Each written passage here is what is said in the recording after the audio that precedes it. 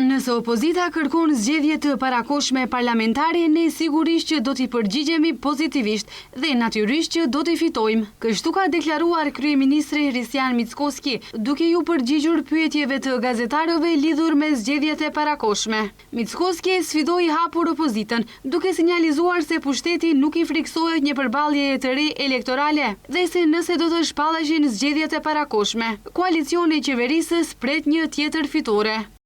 Ne si koalicion kemi marrë legjitimitet nga qytetarët për të qenë qeveri për 4 vjet, por nëse opozita mendon se nevojiten zgjedhje të parakohshme, natyrisht se ne nuk do të sillemi si frikacak dhe të qëndrojmë anash, por do t'i përgjigjemi pozitivisht kësaj kërkese dhe natyrisht do të fitojmë.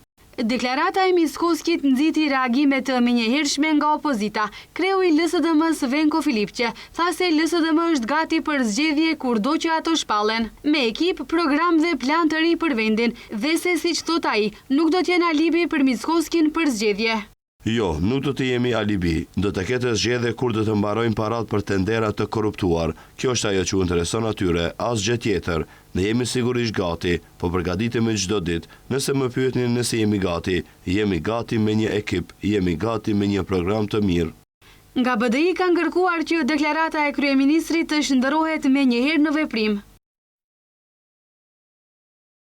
Kërkojmë që brenda ditëve të përcaktohet afati më i shpejt kushtetues, të fillojnë përgatitjet zgjedhore dhe qytetarëve t'u jepet mundësia të vendosin për drejtimin e vendit. Nëse oferta e kryeministit është serioze, nuk ka arsye për vonesa, arsyetime apo kalkulime politike. Opozita e ka dhënë përgjigjen e saj, BDI është e gatshme.